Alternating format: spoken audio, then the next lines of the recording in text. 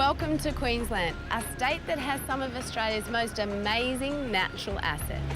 Now, there are hundreds of places I can take you, but its marine environment is second to none. So on this episode of Travel Wild, we're going to show you our incredible marine life, cruise through the Whitsundays on a 107-year-old tour ship, and dive one of Queensland's first ever shipwrecks on the Great Barrier Reef. Queensland is in Australia's northeast and is bordered by the Coral Sea and Pacific Ocean. It's the second largest state of Australia and home to the world's largest reef system. The Great Barrier Reef is the largest living structure on our planet and one of the richest, most complex and diverse ecosystems in the world. It has an area that stretches more than 2,300 kilometres along the northeast coast of Australia. But the reef also hides many early shipwreck secrets. I was heading to the remote outer Great Barrier Reef, approximately 140 kilometres east of Cape York. It was time to drop anchor and embark on a voyage of wreck discovery. Everyone has heard of the amazing story of Captain Bligh and the Bounty, but did you know the Pandora was the ship sent to capture the mutineers? But it never made it back to England. Instead, it was found here, sunk on this remote section of the Great Barrier Reef.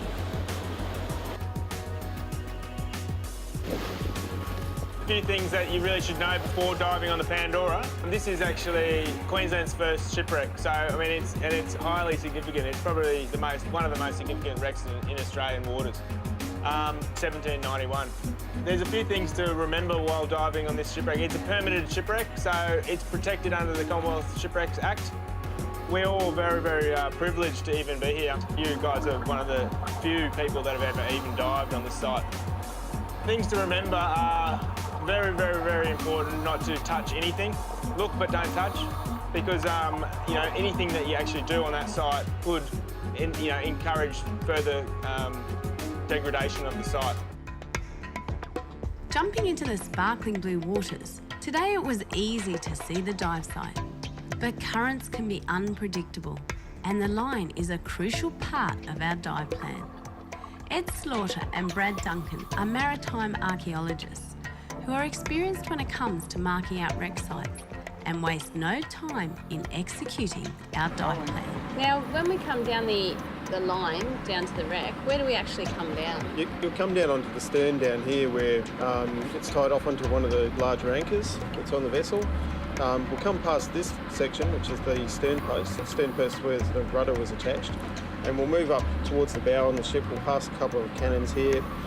We want to have a pretty good look in this area because there's a large area of concretion which is sort of rusted together, artefacts and other bits and pieces from the wreck. There's a couple of pretty big cannons in there.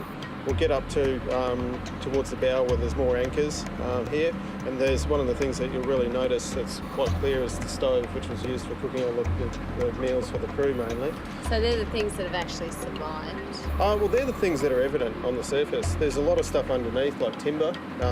There's maybe a bottom third of the ship's actually buried there, which sort of is what's so important about this wreck.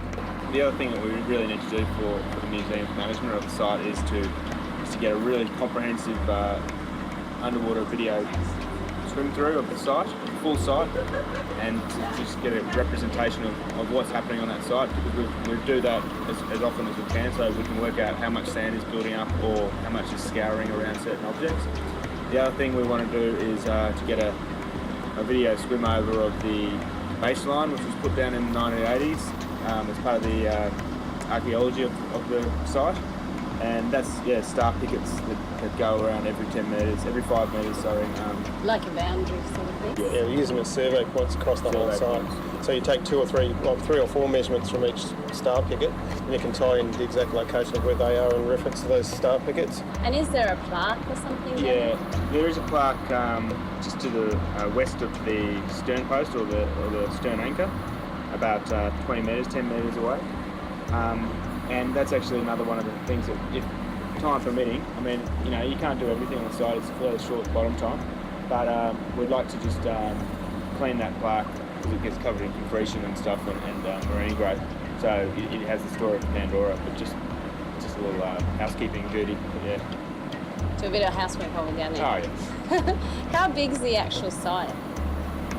It's about 35 to 40 metres or somewhere around there. Ed'd probably know a bit better. Yeah, it's about 30 metres, I think. Yeah. And is the Pandora very significant in Australian maritime history?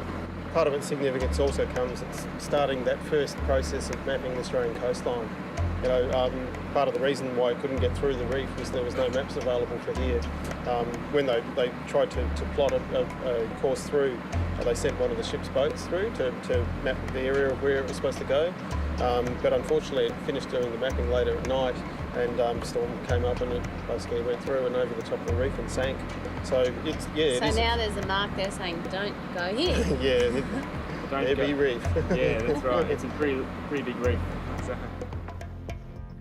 I was excited to be seeing history, but I could not keep thinking what it must have been like for the crew, passengers and captives of the Pandora the night their ship went down. Back then, there was no chance of any help or any rescue. And if you were lucky enough to survive the sinking, you would still be marooned on an isolated coral cay.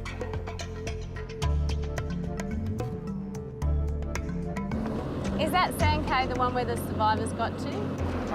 Well, we think it might be. It's difficult to say, but they would have gone for the nearest sand cay or wherever the currents were going, the closest, the easiest one to get to.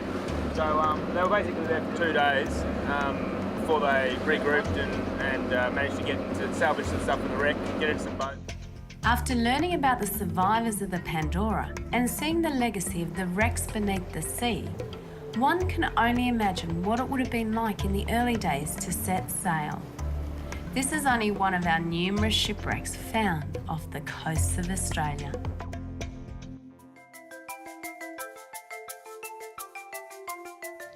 My next voyage brings me to the Whitsunday Islands.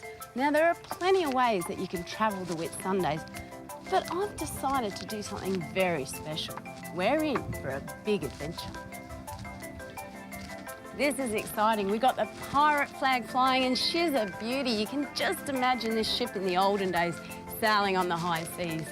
Hi guys. Good, how are you?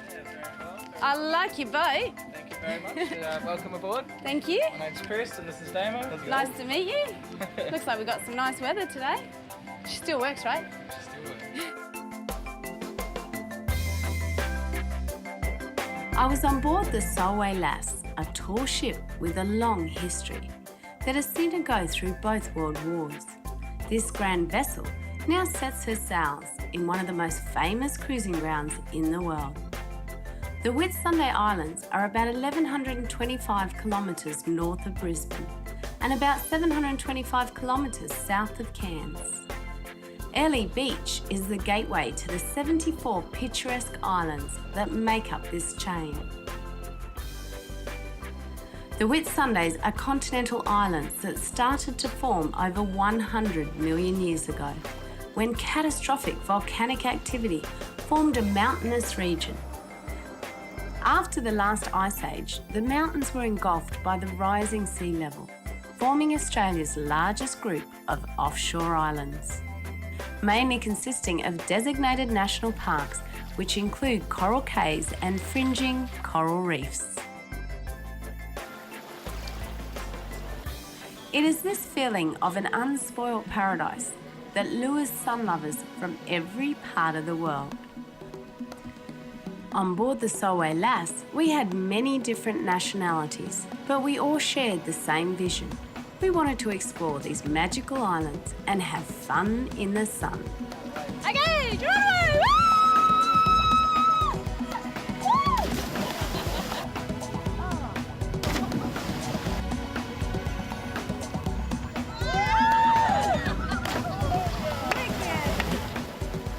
Some of the most pristine and remote sections of the Whitsundays is up here in the north around Hook Island. But the best thing is all the beautiful surrounding fringing reef. It's a perfect place to go for a snorkel.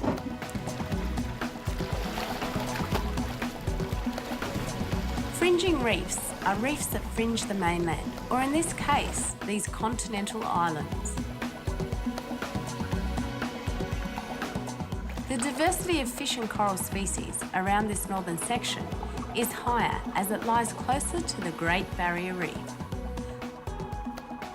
Hard coral species dominate here, offering great hiding spots for the numerous fish that hug the coral bommies for protection against predators. Blue Pearl Bay is for many people the peak of the snorkelling sites around the Whitsundays.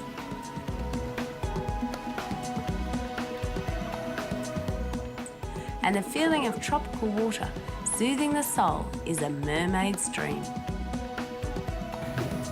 It's hard in the Whitsundays. We've had a sensational day snorkelling the reefs in the northern section of the Whitsundays here. And we also had a good time just hanging out at these picture-perfect islands. It's no wonder the Whitsundays are some of the best cruising grounds in the entire world. And the best thing is, I've got another 2 days of this hard stuff to take. There is always something wonderful about being on the water. And as a new day breaks and the sun starts to rise, today we would set the sails, and I would soon learn that these boats are not all fun and games. There are lots of heavy sails to raise.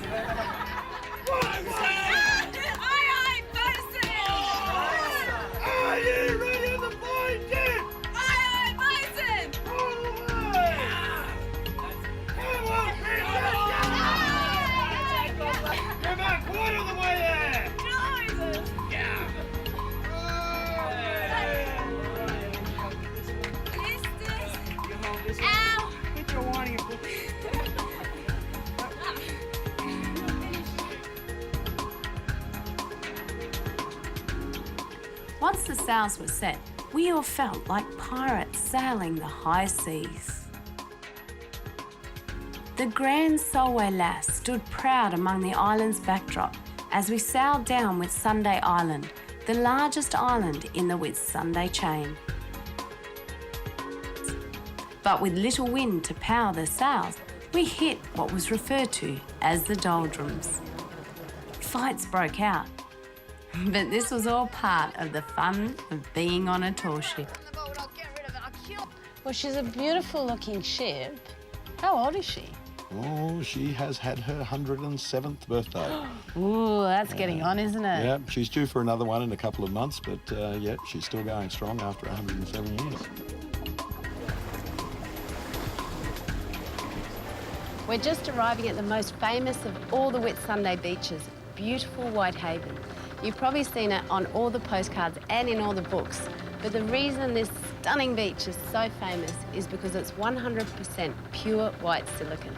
And just look at it, it's absolutely breathtaking.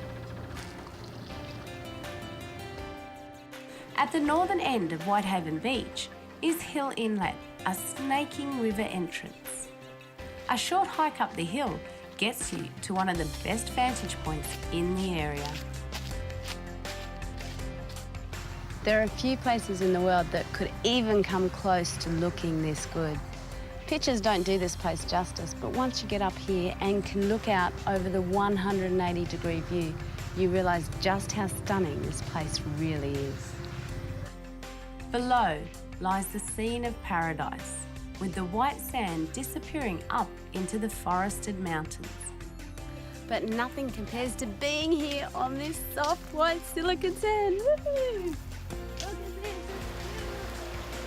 Wallow away in the warm waters that gently crash against the shore, and you'll soon realise why people come here from all over the world. But our voyage continued, and our night anchorage would take us into Nara Inlet.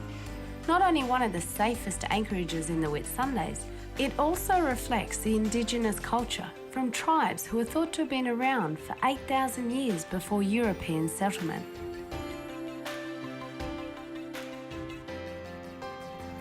Our final tour took us down past the islands of Daydream and Mull, which are popular holiday destinations. This perfect weather was getting hard to take. The days just seemed to be getting stiller. just been cruising through this passage, but it's about to get even better because the skipper's just spotted a mother and a calf humpback whale just over here.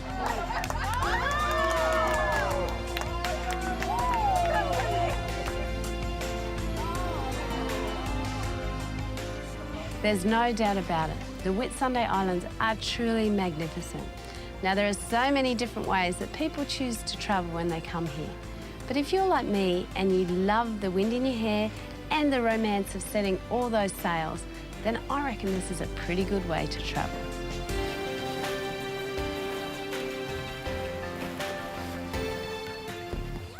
I'm on Moreton Island and this is Moreton Bay. Behind me are the Tangalooma wrecks. We're staying at the Tangalooma Resort, which is surrounded by national park. So this is a great place for some wildlife action.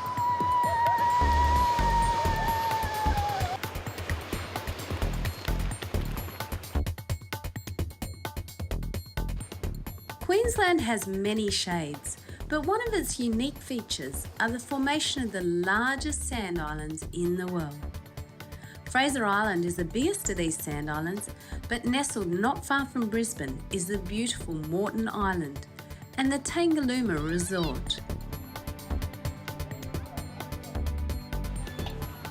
Here, as soon as you step off the ferry, you realise you're on an island where nature comes first.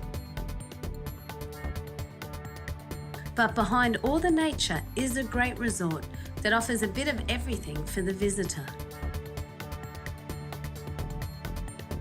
It is an island paradise.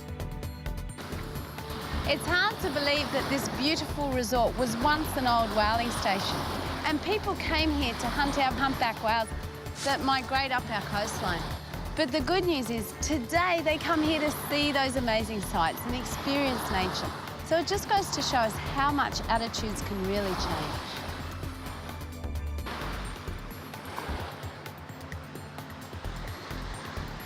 This place is most famous for their dolphin feed, which we'll show you a little later.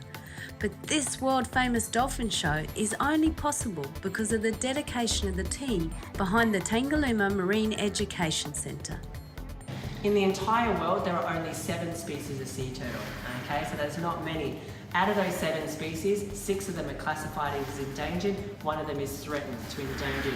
About 3 of those sea turtles are critically endangered on the verge of extinction. Here their goal is to educate people about our marine animals and the conservation of the marine environment. They believe one of the best ways to secure our future is through allowing children the opportunity to mix with nature. With nature disappearing in our world, it's our kids that will miss out. So it's important they understand the need to protect it. I saw what they went fishing and he caught the fishes and he ate them all up. Say hi, Kookaburra. Hi, Kookaburra. He's not. So you can see that one when its wings are open. It's got a blue patch at the top of the rump. That's how you can tell the males from the female. Yeah, they're about 45 centimetres long if you were to measure them from their beak to the end of their tail. Ambush predators, they like to wait nice and high up in a tree. If they see anything moving down on the ground, they swoop down and ambush their prey.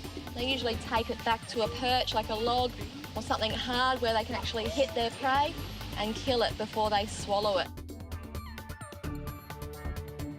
You were telling me that you do a number of rescues here at Tangalooma. What kind of rescues do you do? They do vary, but one of the most frequent rescues that we do come across are birds, just like the cormorants behind us here, pelicans, turtles, and we have also been involved in a number of dolphin rescues as well. So we have one very special rescue going tonight, don't we? That's right, Nari's coming back. And how do you feel about Nari? I'm very excited to have Nari back. We've been waiting for a while now. His wound has healed up at an amazing rate, and now he's on the boat coming from SeaWorld, and he should be here in the next couple of hours. And do you think this one will be a special one for you? Definitely, like each dolphins are quite special to us, but to know that an animal went through so much and still survived is going to touch the hearts of many people, including myself. After an amazing day and a beautiful sunset, tonight we would see the team in action. One of the famous feeding dolphins was returning after being rehabilitated in SeaWorld after it had been attacked by a shark. Tonight, Nari, one of the feed's local dolphins, would be reunited with his other family members. This was a chance to see the dedication of people from SeaWorld and Tangaloomaa's marine education team welcoming home one of the stars of the dolphin feed.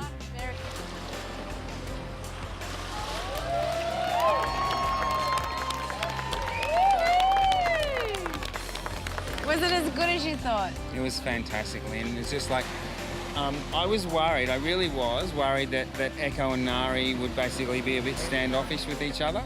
No, they weren't at all. As soon as Nari went in the water, Echo came straight up and nuzzled him and said, "Mate, you're back, where have you been?" You know? It just shows in Australia when you're mates for life, right? That's it, yeah. Well, it's like Nari has never even left. His friends and his family have welcomed him back with open arms or open flippers. And this is one very happy dolphin.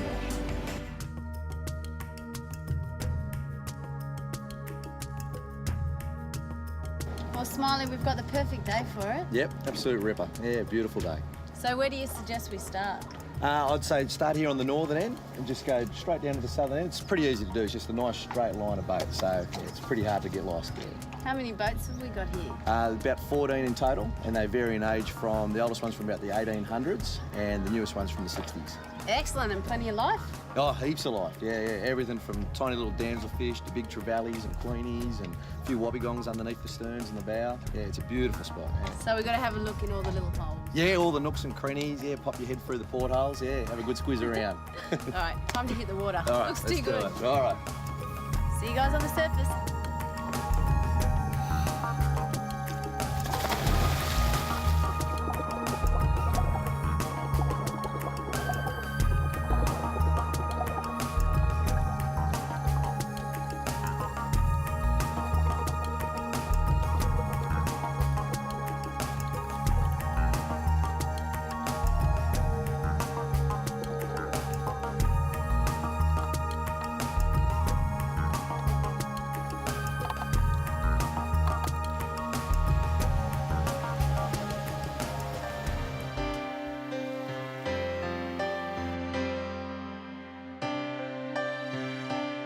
It's the night after Nari's return and it's almost a full moon, so it's a beautiful night. We're all hoping that Nari will come back in for a normal dolphin feed tonight, and if he does, I'm the first person that's going to get to feed him, except for the staff. So I'm just a little bit excited right now. So it's definitely business as usual with Nari here. It's exciting, isn't it, Susie? It's fantastic. It's great. It's just so wonderful just to have him back again. Especially him feeding with Echo. So we're really, really happy. Great. Here he is. Here he is. So there Here you go, Nari. So just nice and slowly. Welcome back, darling. He's a hot man with that new scar, isn't he? Sure is. Here we go, buddy. See, he's hungry. So he's going to have to, he's probably out there trying to hunt for himself at the moment. He will be a bit slow, and that's why we believe he is hanging with the mothers and calves. They're a lot slower than the other males. So until he recovers, he'll probably stick with them for the next couple of weeks. See you, Nari.